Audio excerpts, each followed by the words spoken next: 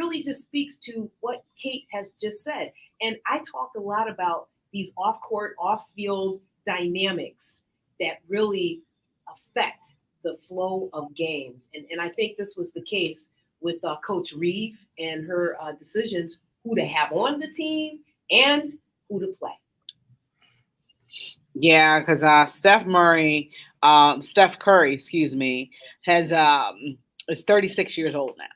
So he's a little bit, up there. So this being his first, I don't know if he's chosen not to participate, but how about Jason Tatum not playing at all either in this Olympics, pretty much, and Steve Kerr pretty much just said he's seen the same thing out of Jason Tatum that he's seen out of everybody else. So that's his excuse for not playing him. So I'm a little perturbed by that. The men still won gold. It didn't keep them from winning gold.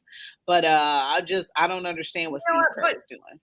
Rachel, but look at some of the other sports. So I watched an awful lot of swimming because my granddaughter likes to swim. And I watched the track and field because I love the track and field events. Quincy Wilson, very, very young, he got to run in the men's 4x400 relay in the qualifying, in the semis to get into the final. They didn't have him run in the final because he's young, but they wanted him to get that experience. They wanted to encourage him. They wanted to keep him motivated so that in 4 years, if he's still doing, he's going to make Team USA. He's going to be on that podium. He's going to be, in that final. I love the encouragement of the next generation of players that are coming up. And then I watch basketball, and these guys aren't getting any minutes at all. It's ridiculous. And I will also throw out that I kind of totally have a crush on Sha'Carri Richardson. That look she gave that girl as she's in the home stretch of that 4x100 relay, girl, she got attitude. I loved it, backed it up with every bit of muscle and strength and speed she had. You can have attitude for days when you back it up like that. They were awesome. See, I used to say the same thing about Floyd Mayweather Jr. and people just gave me the hand.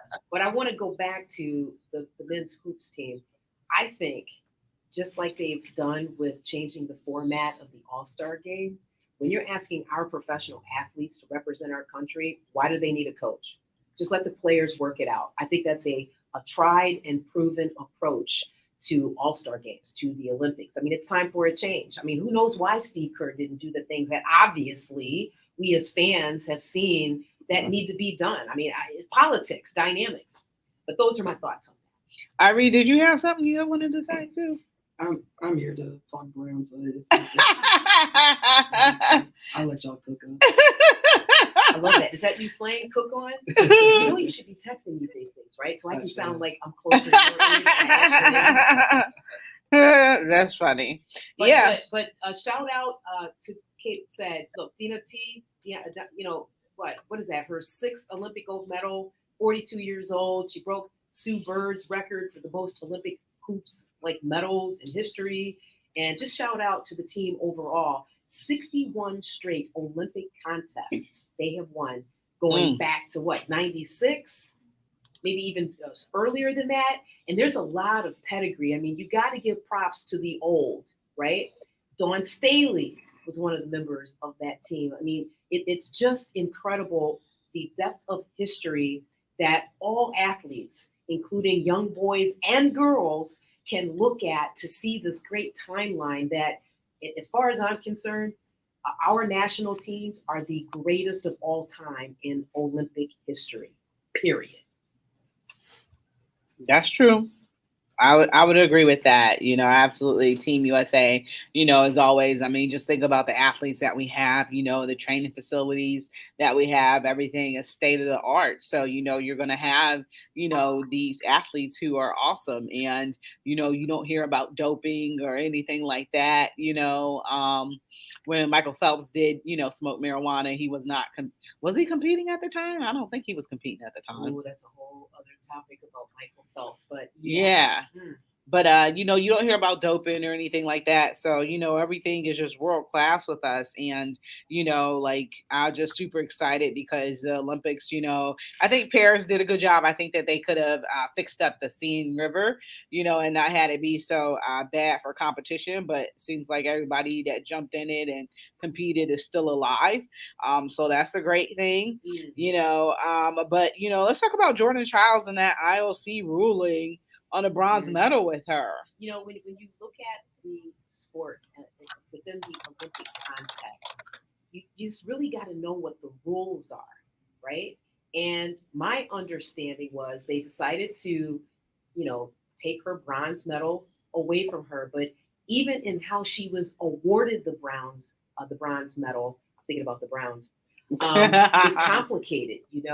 They added a portion of her routine back into what she had already done. That's the best way I know how to say it. A portion of her regiment back into her routine after she performed. And by doing that, it boosted her score by like a tenth of a percent, which was good enough for her to then earn that medal, that bronze medal. Now, even that decision is being contested. And what we should know by now is this is not going to be a 24-hour process to determine if she keeps the bronze medal or not. This could be potentially protracted for months and years. And I just think it takes away from the sport, the Olympic Games. That's my personal opinion. Yeah, because I think that it was awarded to Romania, I think. And that person, and so Jordan Childs is now fifth, because I believe that there was a decision Yes. that came down this morning that they were going to take the medal away and award it to the person who had been moved to third place because of what happened. And that was a girl from Romania. And I just feel so sorry for Jordan Childs, because she works hard. And the girl from Romania worked hard too. They all worked hard. So, it just, unfortunately, that publicly, happening, and something that didn't happen behind the scenes, is something that, it's just a bummer for her. And, I just feel bad for her. So, Yeah. At the end of the day, she still is a champion. She has a gold medal and the team gold medal. So, that's the medal that you want to have, is a gold medal, and you're still one of the best in the world, no matter what happens with this medal situation. So, Well said. at the end of the day, go ahead, Kate. I guess for me, what frustrates me is when we talk about football and we talk about the officials and they do a review, all we want is for them to get it right. Right? That's the goal. We need to review a play, whether it's baseball, football, whatever it is. We want you to get it right. The United States filed a challenge on Childs' score, saying that the difficulty wasn't right. And when they reviewed the difficulty, they increased it by that 0.1, which then put her in third instead of fifth. What the Romanian people said was, you have 1 minute after the last gymnast in the rotation is done to file a complaint. She was the last one. So they had 1 minute to file the complaint, and it took them 1 minute and 4 seconds. So because they were 4 seconds over the time, they went and took it away and said they didn't file the complaint. She had the one. They didn't say she didn't have the right score. They didn't say she didn't have the right difficulty. What they said was that technically her team had 1 minute to file the complaint, and it took them 1 minute and 4 seconds. I just want them to get it right. Her score should have been her score. I don't care about those 4 seconds. And frankly, they need to adjust the rules, because if you're the first one to go, you have until 1 minute after the last girl to file a complaint. Because she was last, they had 1 minute. I'm impressed they got it done in 1 minute and 4 seconds. Mm-hmm. Yeah, and there's some debate on the timing of that too, which is, again, for me, what is probably going to make this a very protracted process, unless the U.S. and Ms. Childs says, "Hey, forget about it." So to me, these are these dynamics that I start ranting about when we talk about sports, when the things off the court, off the gridiron, off the mat, impact the outcome of a performance. It just gets me really ginned up. Well, and what she can hold on to, which happened before we knew any of this was going on, is the ceremony itself, with Rebecca Andrade winning the gold, and then Simone and Jordan there, and them being so excited for Rebecca getting her very first gold, and the way they bowed to her and stuff, and all those pictures that we have of those, that memory, that example of what the Olympics is supposed to be, sportsmanship and women supporting women, that will stick with her forever, whether she's got a medal in a case to hang up or not. that is something that I think it was a special moment for her. Yeah, and that was the first time 3 black women journalists not journalists, excuse me, 3 black gymnasts came in 1, 2, 3 in Olympic history. So, A real quick postscript note regarding the Olympics. What is it? Dallas Cowboys. Forgetting his name. Oh my gosh, the linebacker Parsons has Yes. announced that he may take time off from the NFL to prepare for the 2028 national team for flag football. Did you guys hear that? oh wow. I don't think he'll need to take a lot of time off. And the 28 Summer Olympics are in LA, so it's not even like he's got to travel. Right. The 32s are in Australia, and I've only looked at that because my granddaughter's 8 and she wants to be an Olympic swimmer, and she'll be 16 in 2032. So y'all can say you heard it here first. Cleveland Kate's granddaughter is going to be in the Olympics in 2032. You better start booking your hotel reservations now. And we want those first interviews too. GoFundMe for the plane tickets. I made the mistake of looking to see how much it costs to fly to Australia. Hey, I may have a hookup for you. Straight up. We'll talk about it after the show. Oh man. All right, we're gonna take a really, really quick break. You're listening to Her in the Huddle on WOVU 95.9 FM. We'll be right back.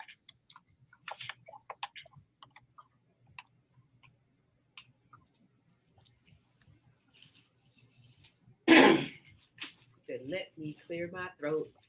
Folks from Cleveland don't really know that like we do. It's the East Coast swag right there. Do we want to talk about the facility first, or go into the game? It's your flow from now. Whatever you guys want to do. You comfortable? Facility. Like you mean like the practices and stuff? Oh, you mean like the stadium? Uh-huh. I mean, I haven't really looked into it like that. You guys might know what I mean. We can speak about it if you want. If it's better or worse.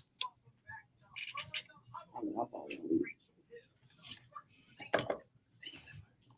Welcome back to Her in the Huddle on WOVU 95.9 FM. This is your girl, Rachel Hill, the First Lady of Sports. And I'm here with Sapphire. I'm here with Cleveland Kate. I'm here with Irie Harris from Cleveland.com to talk some Browns. Irie is a beat writer for Cleveland.com and a beat writer for the Cleveland Browns. Irie, what's up, man? How you doing?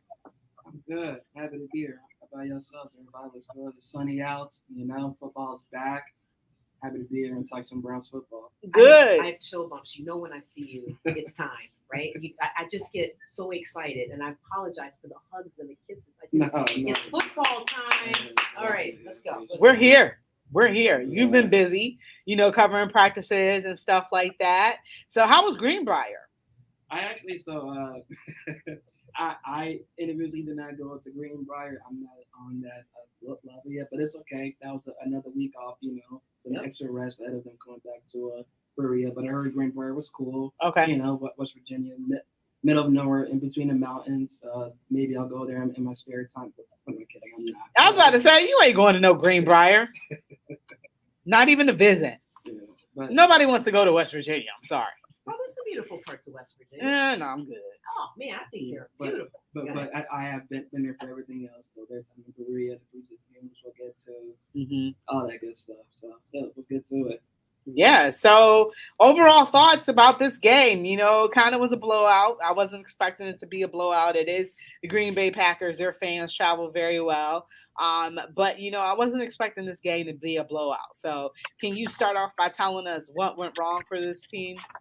Oh, it's preseason. So in 3 weeks, 3 to 4 weeks, I'll be able to go further more in detail regarding what went wrong, what they should have done. Here, it's just a case of trying guys out, right? Deshaun didn't play, so they're using the backups, guys that are trying to make the team, guys that are trying to, keep their roster spot or even find a way into practice squad. But I will say, just within impressions, off top, Dorian Thompson-Robinson did do well in the second half. 14 of 18 passing, 134 yards. He led their only touchdown series of the game, even though it came with around 5 minutes left in regulation. Still, I'll give him that credit. Other guys that were impressive to me during that time, Jamari Thrash, he did well, efficient catching. 3 of his catches were caught in a single series, the third offensive series, that is, during the second half. Another guy that comes to mind is Miles Harden, somebody that I personally like as well because we're both not 6 feet. He's coming in 195 pounds soaking wet, but he just plays with a chip on his shoulder. He did well with 3 of his 5 tackles coming in the first quarter alone. So those are some of my impressions regarding what went wrong. They didn't score as well. The offense was kind of stagnant and dry early on in the first half. There were some good moments, but more so bad that were just somehow ending the punt. So that was really it. Now on the bright side, K York did have a good return. With it, he made his field goal. I believe 46 yards in the first half. So that is a plus after his tumultuous exit last year during the preseason. So it's good to see him back in there. And why did they bring Kate York back? Well, if you remember, Dustin Hopkins, who was a terrific kicker. And he got hurt, right? Yeah, he got hurt towards the end of the season, hamstring injury, I believe, in week 16. So this is the kind of team, I mean, we talked about it so much. Like, they went from being ready with their main starters and main players at the beginning of last season to activating guys off the practice squad and starting them by the end of the season. Bringing Joe Flacco, and it was on the couch, right? So at this point, you want to make sure you have as many bodies and insurance people as possible, just in case. And if you're gonna do that, you might as well go for the best of the crop. So yeah, I believe that's why they brought York back. We're just to find add as well to and be able to hash things and clear up some stuff so he can have a better time here in Cleveland during the second stint here. Mm-hmm. Yeah. So when do you think we'll be able to see Deshaun Watson out there? Is he out for a whole preseason and just going to start, game 1 against Dallas, or what do you think Kevin Stefanski's plan is for that? He should be coming back during the last preseason game versus Seattle. Really? Yes. Per reports and what I believe he's already said prior that he should be able to come back. But Kevin Sharp. He's not going to be the one to say much or just give you what you want. You got to have to kind of work for that. Marcel's going to kind of lead you on a bit without giving you as much, but he's always going to say the good stuff regarding them following the process of rehabbing. And I will say, like, his shoulder does look sharper. I know we'll get more into some of the other things regarding his play in training camp so far, but that's what they're following right now. And yeah, that's kind of it when it comes to Deshaun, I feel.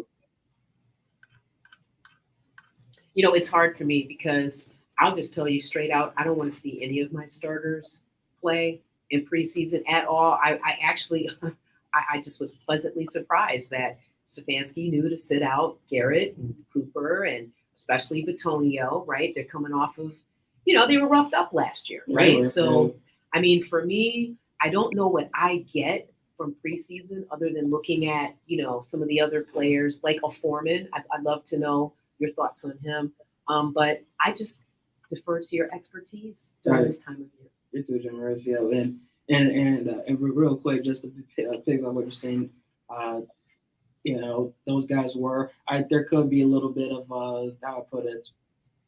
It's understandable to say that it was the defense that was carrying this team for quite a bit. So you are going to kind of reward those guys to some extent in little ways, including this. It's like, hey, you guys were one of the biggest storylines of the NFL last year, one of the best defenses, just doing it all. So you are going to give them a little rest. You know what? I would give a defense that finished first in passing yards allowed, 11 in rushing yards allowed, 13 in points allowed. Bring it. A little bit of rest. Regarding the offensive side, I wouldn't let them lose a bit just because even regarding injuries, there's still with times in which you expected a little bit better. But as of now, and somebody even asked that, just to further clarify, the last question somebody asked today was like, can you say that Deshaun is to play in the third and final preseason game? And Kevin replied, yep, that's the plan. So We'll see how it is. I do think it's just, while he is making a lot of money and while you don't want to send your starters out, while he is precious cargo, at some point, like, nobody goes into the playoffs 100% healthy. Everybody goes in banged up, small injury, major injury. Everybody's playing with something that doesn't feel good. For Deshaun, I feel like to some extent, you just need to go out there and just feel loose and feel ready, especially mentally, because that's what it's about, right? Him being sharp, him going out there feeling mentally well so that he can go out there and play well in the quarterback position.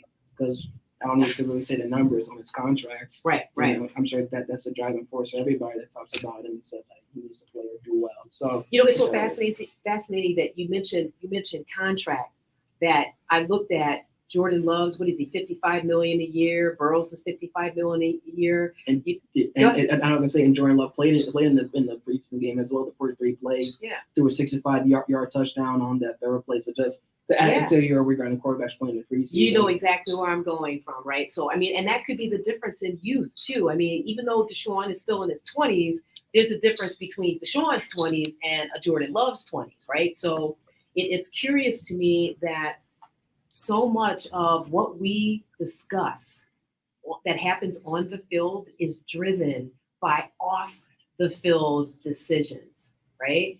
So takeaways from the running back game. Yeah, and to get to that, right now it is it's very questionable. You know, I will say this: Nick Chubb is out there not playing. You know, he's not padded up or anything. He's out there, t-shirt and shorts, but his presence alone is big. And you understood that last year when he got hurt. I mean, just the way everybody just went about that. I can remember 3 days later when Graham Delpit talking, and you can see him getting emotional, and you just see how much of just how much importance Nick Chubb has. You know, big presence within that locker room. So it's good to see him back out there. Naeem Hines has yet to touch the field, but hopefully he should be back at some point. Regarding the remaining running backs, there is Jerome Ford, somebody who proved to be a solid RB1 last year. I feel at over 800 yards, a few touchdowns. Can do a bit better, but I think he should be able to do that. Then you have Deontay Foreman, another favorite of mine, somebody I did a feature on. He's somebody that. Let's not gloss over that. I'm going to stop you right there. You didn't just do a feature on. You wrote a soon-to-be 30 for 30 for ESPN. Let's be real about it. Like the way that you talked about his history. Look, we've got Vrabel now, director of player personnel. Yeah. There's a connection between the two of them. Like you spread that like mayonnaise on a Dagwood. So let you return to the regularly scheduled broadcast. You were saying. Thank you, OJ. I appreciate you. Love you very much for that. Come on. Man, where do I even go from there? I mean, you were talking about the running back core. Like, so did you get a glimpse at Foreman?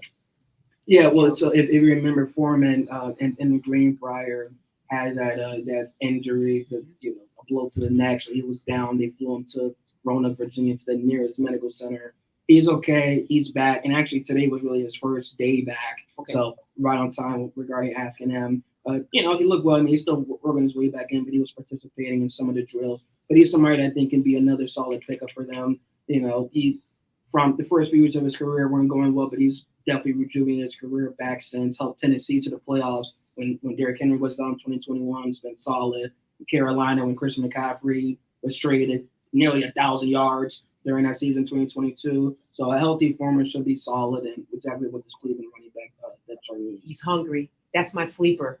I'm serious. And by the way, where can people find that article that you wrote? Tell it. And, Cleveland.com. If you type in my name, Harris and Deontay Foreman, and Cleveland.com, the article should pop up. I don't have the exact headline within my head, which is like 14 words, but just type in my name, his name, is Cleveland.com, and it should pop up. So thank you for the support. That's IRIE Harris, y'all. Get on it. Okay. I'm gonna make you my spokesperson on it. I need to start paying you, man. You're just that good. I mean, because really, Browns Nation cares about the history. Right. The history is important. The history is a predictor of the future. Okay. So I thought that was a great article. And I mean, to me, he just seems like he's got nothing but upside. He's in a system that I think he feels comfortable with. He's got, a coach still, albeit in a different position that knows him. I am very excited for the first time in a few years about our running back core, specifically because of Mr. Foreman. Right. Yeah. And just to cap off real quick within your question, then there is Pierre Strong Jr. It's kind of interesting with Pierre Strong Jr. and Naeem Hines, because those are guys that may not get the carries one would expect, but they can be used in multiple ways, whether it be the carries or within the passing game. Ken Dorsey, I know what gets to him and how he loves to, use his running backs in the passing and even within the kickoff returns as well, too. Right. And speaking of Ken Dorsey, thoughts on our new coach, our new assistant coach, our new offensive coach, Mr. Dorsey? Is he going to be calling the plays or what?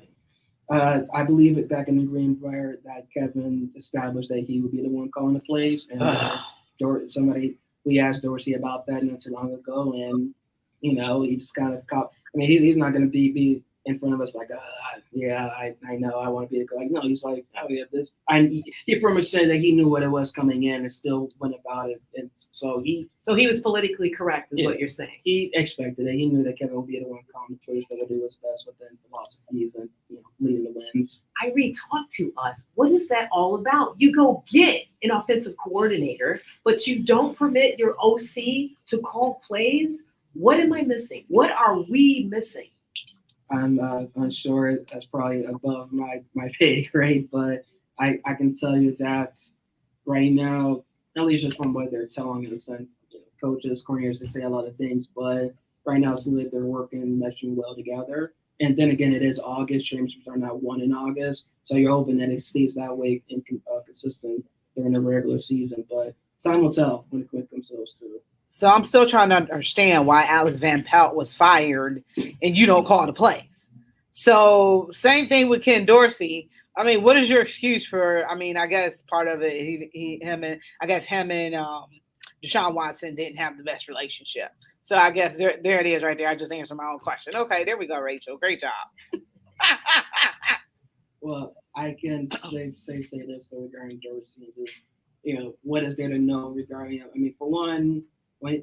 And I know that he was let go last year, in the middle of last year, but during his only full year with Buffalo in 2022, the offense was fourth in the NFL in total yards, second in yards per play, 6.1, eighth in total passing yards, sixth in yards per attempt, ninth in rushing yards, tied for second in yards per attempt. I will say the one thing I would like to see a little bit more of maybe is like a little bit more pre-snap motion. I believe they finished 18th as well in pre-snap motion percentage per game during that season. I really say it just because it's something that is really increasing and seems to benefit well. Mm-hmm. The teams that are doing it, the Dolphins, Chiefs, everybody, even if they're doing it just enough, it's still leading to wins and deep playoff runs and even the Lombardi Trophy. So that's the one thing I would hope to see a little bit more of in this offense. Because this is the kind of offense, like, they have the weapons to do that. Yes, you have Judy, you have Moore, you have Cooper, you have the running backs to do this. Like, you really have everybody there needed. And some of the young contributors as well, too. The Cedric Tillman, the Jamari Thrashers. You can get pre-snap motion with these guys. So that's the one thing, as of right now, August 12th, going to mid-August, that I would see more of in this offense. How has Jerry Jeudy looked? Jerry Jeudy has looked fine right now. He's looked good. Everybody within the receiving corps has looked good right now. Him, Thrash, Cedric, Cooper. It's good to have Cooper back on a consistent basis as well, too. Everybody has looked good right now. They're able to make their catches consistently as they should. That's what they're getting paid for to do, and that's what I'm seeing right now so far in August. I love when I see this young man because I know it is time for some smash mouth football. Yeah, it's that time. So what happened with the Brandon Ayuk thing? Did he just use Cleveland to get some leverage and get more money, or what? He must have. That was still kind of funny and laughing to me. I wouldn't even know myself because I'm not in that room, but it could have been that possibly. As of now, he's not coming to Cleveland, and he's going to go elsewhere and just see. Or maybe it was like a game of darts for him, right? He just kind of just threw it like, okay, let's go. Just threw a couple and tried to be a passing Browns. He was like, nah, do over. Let me go again. It could have been that as well. But I think the important thing is that Cooper is here. I know there's some out there that would prefer Brandon over Cooper. I, for one, would prefer Cooper because he's one of the more best, technically talented receivers in the game, regardless of his age. And the fact that he put up a career high in receiving yards, 1,250 to be exact, while catching footballs from 4 different quarterbacks is impressive. So you give me that guy over Brandon with all due respect. Yeah, he's one of the best route runners in the league, too, as well. So I don't know why Brandon O'Connor would want to leave San Francisco since they have the potential to make it to the Super Bowl again, past your Philadelphia, past your Philadelphia Eagles. You said we're going to talk about every week how the New York Yankees are going to win the World Series. So I'm going to talk crap on your team too, Sapphire. We're going to get in that conversation. I'm talking crap on your team. The 49ers are going to go to the Super Bowl. Who wouldn't want to see that tush push again? I'm just saying. Come on now. Now, what if we get a rematch of the night with Yankees Phillies at the World Series, huh? Oh, wow, right on. You know what? Thank you for raising the level of my game. Boom. Anyway, Cleveland Cat, you got anything for Irene? Back, we're so back. I don't even know where to start with how unhappy I am with that preseason game. I better do something better against the Vikings this week because I was not happy. We gave up 3 sacks. We got 1. We gave them 100 more yards rushing than we got. They got a turnover. We didn't. I mean, where's my defense? I know we're not playing our starters, but they aren't either. Are you telling me my second string, my next man up, isn't ready for this? I'm not happy. Not happy. DTR looked just fine to me. We threw to 11, 12 different receivers? Like, I had no problem with the offense. I completely understand why it did what it did. I am very unhappy with the defense. Yeah, the starters were out, so I guess we're not going to see what the divas that we should. But yeah, it definitely wasn't a good performance, preseason. Kate, would you have started or given your starters any PT? No, I expect better from my second and third guys. Mm-hmm. Yeah, because you remember last year with all the injuries, you were getting production from your second and third year guys too. Like it was amazing. Yep, absolutely. So I don't care if my starters don't see the field until week 1. The first 6 weeks are shaking the rust off. Doesn't matter if Watson doesn't get into week 1. Jordan Love's not just younger. He's had less years as a starter in the NFL. So he needs that time, even if it's just a couple series. Deshaun does it. He'll be fine. He can just wait. I need him healthy. I need a whole lot of healthy people to start week 1. So I'm fine with them sitting out the preseason. We have a lot of decisions to make to get down to the 53. And who my second string is important. As Rachel said, with all those injuries we had last year, I need to know who my next man up is. And I was not impressed with very many people this week. I hope my next man up is Ken Dorsey. Yeah. Thank you very much. Thank you. All right, we're going to take a really quick break right quick. You're listening to Her in the Huddle on WOVU at 95.9 FM. We'll be right back. So, this is so sweet. Yeah. Oh, I'm sorry. Yeah, Because I don't know if you want to, the author of, and this is the author of the book, and when you read it, you're going to understand you're another sort of link in the chain of history of Black sports writers. Very, very, very, very, very incredible. You're very welcome. You're very welcome. Seriously, keep doing you. You write so well. Thank you. Got you. I got you. Yeah. Got us. Yeah. Thank you. I'm about to get back into reading too soon, so this is.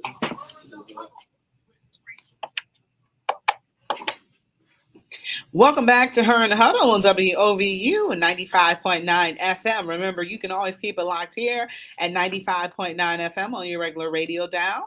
You can download the WOVU app so you can listen to it on the go. And you can also listen online at WOVU.org. So today with me, we got a special guest, Irie Harris from Cleveland.com, Browns beat writer. We got Cleveland Kate with us, as well as Sapphire Blue with us. And we were just talking a little bit of Browns, and Kate was just telling us how disappointed she was that we lost that first preseason game. And I don't know, it's just something about the Green Bay Packers. They kind of have the Browns number. I don't know when the last time the Green Bay Packers, when we beat the Green Bay Packers. Okay, real quick, Kate, before you go, I'm just saying. Because you should have saw her face. I'm just saying. Packers, Saints, there's no Kevin Stefanski. I just want y'all to keep that in mind. Kate. I see what you're doing. Yeah, I see what you're doing down. Just saying. Kate, the way you looked at me when I said that, when's the last time the Browns beat the Packers, though? We're 7-13 against them all time. It ain't like they got my number. I'm not 1-20. Yeah, but 7-13. And they had Aaron Rodgers for an awful lot of those years. Jordan Love is no Aaron Rodgers. It's preseason. Our scrubs against their scrubs. Yeah, but that's 65-yard pass. Can't beat their scrubs. I have serious concerns because this team puts up too many injuries for my scrubs to get beat by someone else's scrubs.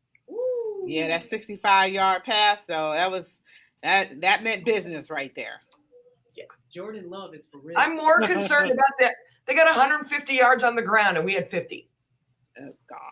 Time of possession was almost exactly the same, and they ran like 10 more plays than we did.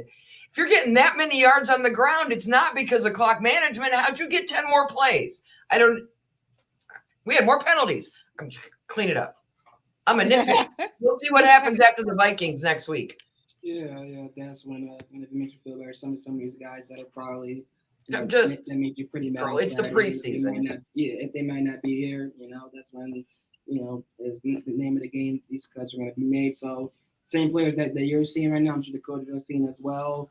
Guys that didn't missed on their coverage or missed their assignment. They might not be here in a couple of weeks. Right. Other guys who are trying to make a name for himself, like a Brady Breeze, who had a game on 11 tackles. Maybe he will be here. Just depends. But yeah, it's fair point regarding expecting better from the backups up to last year. Then again, as you said, it is preseason. It's kind of funny, right? Mm-hmm. Like even that, and sometimes when trying to just find a way to cap it off or like an exclamation point, you just kind of end off saying it's preseason. But that can mean so much. It's like a shape. It could just be in 8 different sides of just saying that. Right. So we'll see what happens from here on, especially this week. Joint practices with Minnesota, and then a preseason game on a Saturday. They host Minnesota, so that should be interesting. Should be very interesting. Yeah, joint practices with Minnesota. Can we unlock anything regarding Minnesota to maybe get a victory? Is Kirk Cousins playing? Kirk Cousins is in Atlanta. Oh, is he? Yeah. Oh my God. Remember you got upset when they signed Penix? Yeah. Oh, I forgot about that. It's okay because even though you don't get Kirk Cousins, you get Sam Darnold, Boom. McCarthy. It's all right. He's beige. What'd you say, Kate? He's beige. Kirk Cousins is beige. He's just beige. Oh man, it's crazy because I don't know if you guys have Netflix, but we just watched 2 documentaries. One was called Receiver and the other one was called Quarterback, and they followed Kirk Cousins. So Kirk Cousins, that was year of 2022, I think, and they followed the receivers in 2023. So that's a great series in case anybody's looking for something to watch on Netflix. What were you about to say, Irene? I was going to say real quick, with JJ McCarthy coming back, Michigan player, imagine the amount of boosts he's going to get coming to play in Cleveland. Mm-hmm. Suits up and everything. So. Yeah, he's going to get a ton of boosts. Okay, I forgot all about Kirk Cousins. So who's going to be starting in Minnesota? I am unsure yet because it's Monday, but I'm sure we'll get some kind of notice of that ahead of middle of the week. We'll probably find something out by Wednesday, Thursday. So it's going to be interesting to see. They have Darnell McCarthy, Nick Mullins, Jaron Allen. That's their quarterback depth chart right now. So who knows who we'll see in how many series.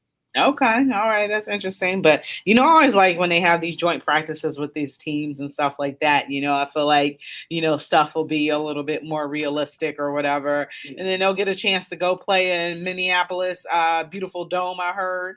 So they'll have a chance to go play there and stuff like that. So I'm excited for this Brown season. I kind of am hearing some rumors though that Deshaun Watson isn't looking the best at quarterback. I think Watson.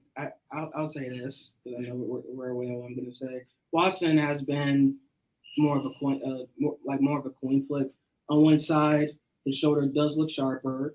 I will say that it does look a little bit more loose. So it's not as tight as it was at some points during last season. Seems to have to be out there. But on the other side, there have been passes that are maybe inaccurate. You don't know where exactly it's going. Times where he's holding the ball too long in the pocket, should have gotten rid of it, or even other times where even there might be a guy open, he can make it pass and he just defers to run it in within their red zone or goal line drill. So that has happened, but I'm giving him the benefit of the doubt and assuming that he heard all the noise from everybody, from us in the studio, and is willing to go out and silence the doubters. I'll keep it at that. I was very politically correct. I'm gonna ride with Ivory because Coach, from my vantage point, put Deshaun in that position. You called it, I think, at least 3 or 4 weeks before they actually pulled him out for the season, that he needed to be pulled out for the season. So at some point you gotta own it, right? And I just hope he's not in a situation where he is pressing for all of the reasons that Ivory just stated, and he's not 100%, right? And here we go again. Yeah, it's a lot. It really is a lot, especially when it comes to the Watson stats like right now. But yeah, look, he's two seasons in right now. He knows how important this third one is. Putting aside the pressure, like within the intricacies of the little things, getting back out there to play and stuff. Like he knows what it is ahead of this third season. I'll keep it at that. All right, really quickly, because we only got a few minutes left. Irie, are the Cleveland Browns staying in downtown Cleveland, or is it, a wash and we're going to be out in Brook Park in 2029? There's a possibility to both. There's a possibility. There's a possibility of them staying right there on the lakefront. There's a possibility of them deciding to move around the corner. We'll have to see. In the future. Something's going on because I was out of town, but I caught that mock-up of what the new Dome Stadium would look like, the retail space. And I thought, is that even in Northern Ohio?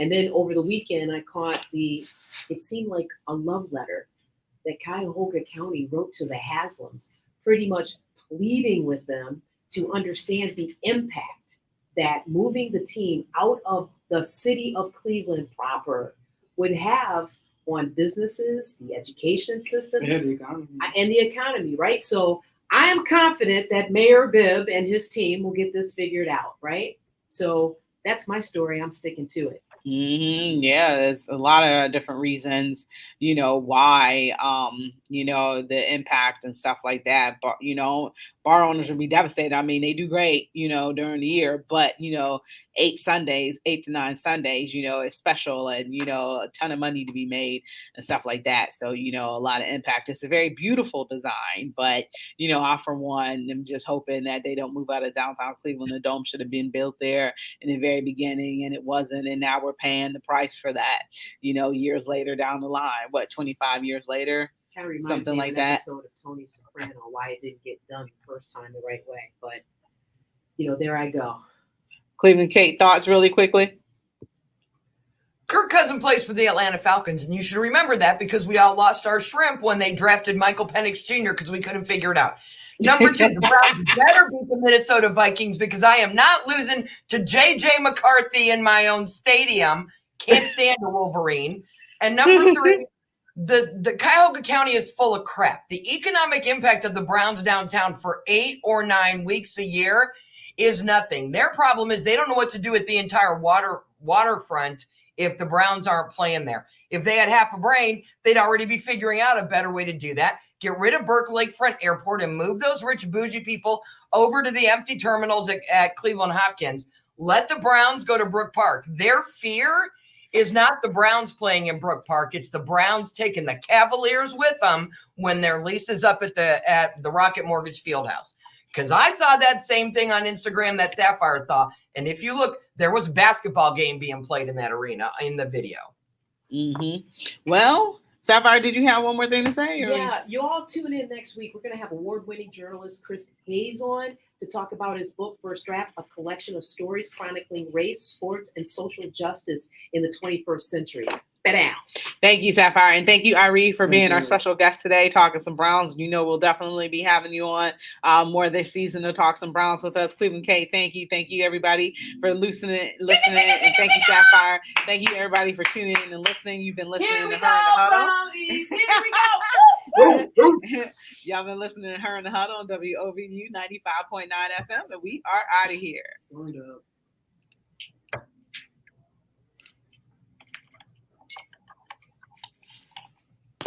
Thank you for rearranging your schedule. I truly appreciate it, Kate.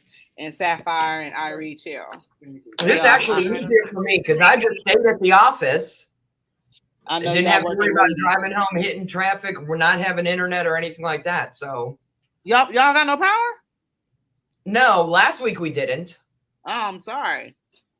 We lost power on Tuesday, and then at 7:30, right before my podcast today, we lost cell service too. So I couldn't do anything. My daughter Becca's in Brook Park, Berea, just south of the IX Center, maybe a mile, and they told her she'd be out till Wednesday.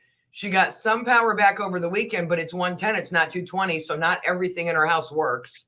And 2 of the guys that work for me that live in either Westlake or Bay Village still don't have power. One of them had to move in with his in-laws because his wife's like 4 weeks from her due date. And the little red light in the top corner still says we're live. Oh,